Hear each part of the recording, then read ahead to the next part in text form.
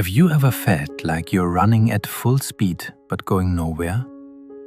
In the middle of Grand Central's rush hour, Leo stood shaking with anger, his voice lost in the crowd as he shouted into his phone.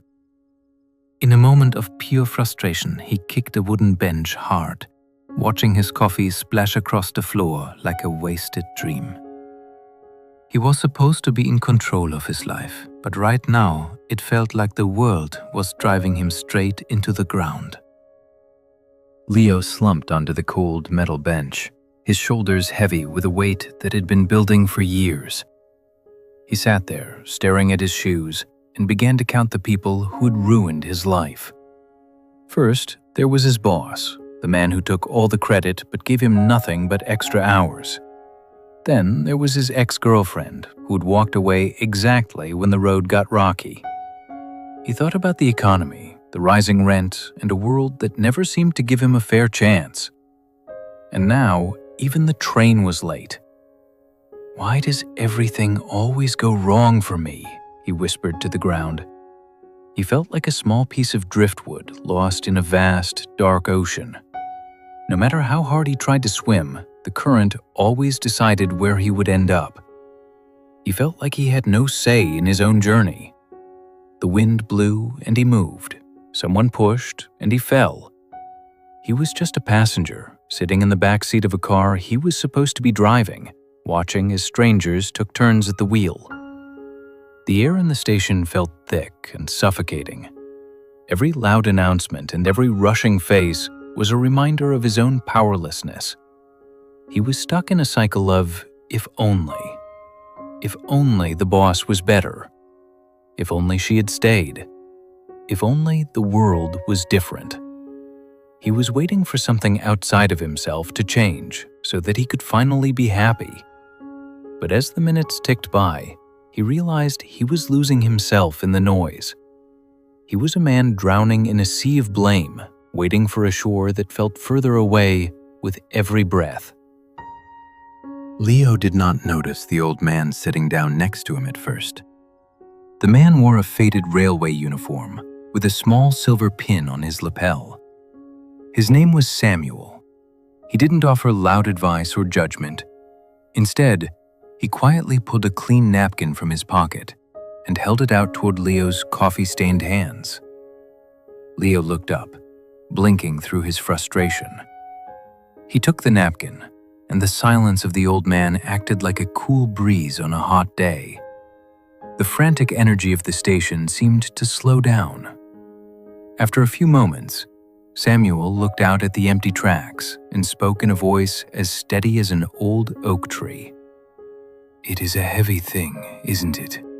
Waiting for a train that feels like it will never come." Leo sighed, his shoulders dropping. "It's not just the train, it's everything. I feel like I'm doing everything right, but life just keeps pushing me around. I'm stuck." Samuel nodded slowly. "I spent 40 years on these rails, and in that time, I learned something very important. Tell me, do you know the difference between a passenger and an engineer?" Leo wiped his hands, looking confused. "One pays for the ride, and the other drives the engine. Why?" "Because of how they see the world," Samuel said softly. "A passenger sits in the back. If the ride is bumpy, he gets angry. If the train is late, he blames the schedule. He is completely dependent on someone else to get him where he needs to go. All he can do is complain because he has no control." He leaned forward, his eyes kind but firm. "But the engineer? The engineer is the one with his hands on the controls. He doesn't waste his breath blaming the wind or the rain. He looks at the tracks ahead and takes responsibility for the destination. He knows that he is the one who decides when to move." Samuel let the words hang in the air. "Right now, Leo, you are shouting like a passenger who hates his seat.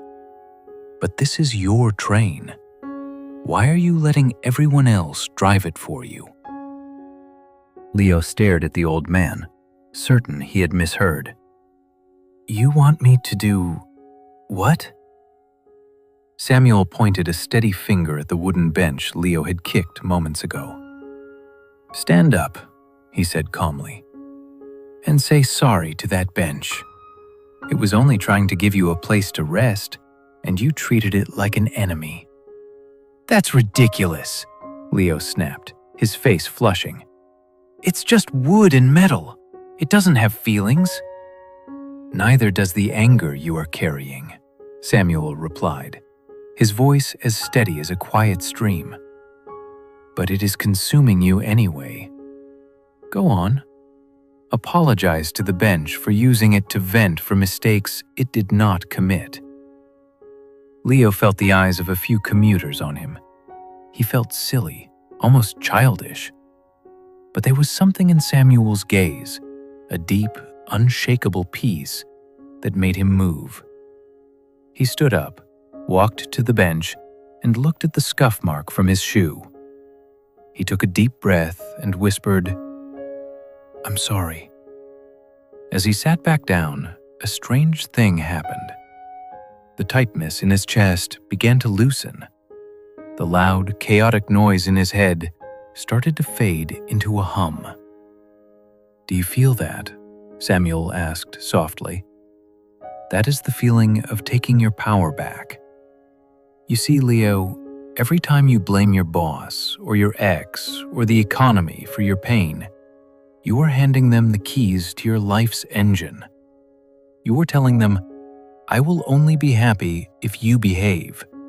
I will only be at peace if you change. You have made yourself a prisoner on your own train. Leo looked at the tracks, but this time he didn't see a delay. He saw a path. Forgiveness is not a gift you give to people who hurt you, Samuel said, leaning in. It is a gift you give to yourself.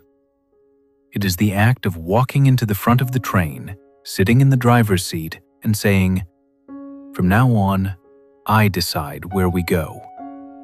You don't forgive to let them off the hook.